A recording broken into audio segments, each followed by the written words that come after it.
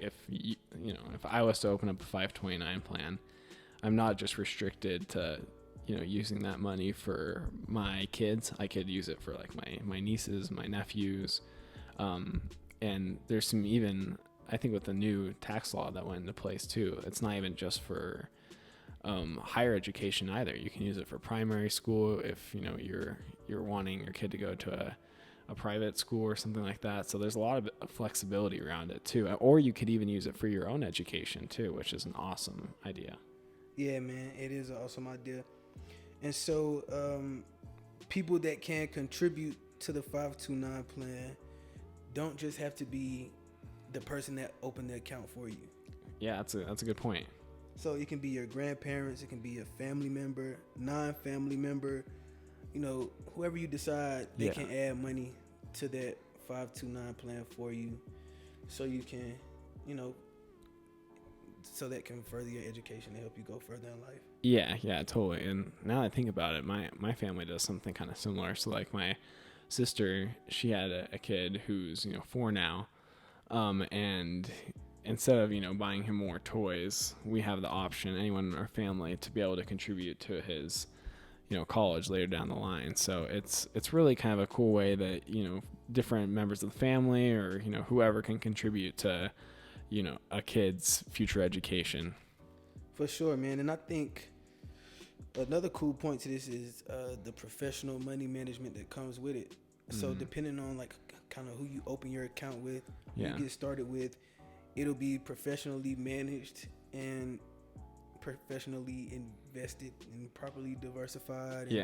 So you don't really have to worry too much about if your money's in the right things. But you do have control over what you invest in, but it's still like, Yeah, totally.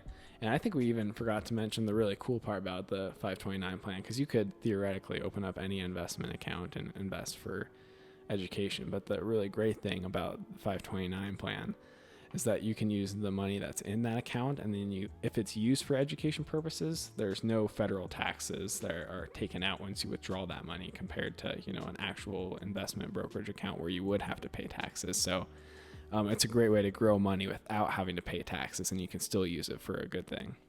Yeah, man, and that tax advantage is like, it's unbeatable.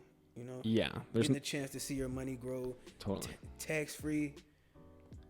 Yeah, there's probably no better way for you to save up for an education right now than a 529 plan, just almost solely because of that tax advantage. For sure, man. And so one of the next I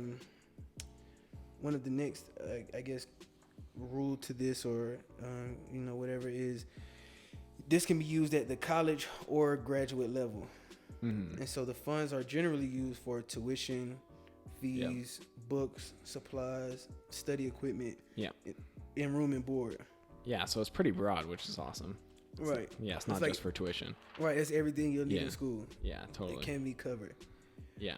And so the way you will receive your money, or your check, or your contributions, or whatever, is your institution, which you open your account with, they'll either send a check to you.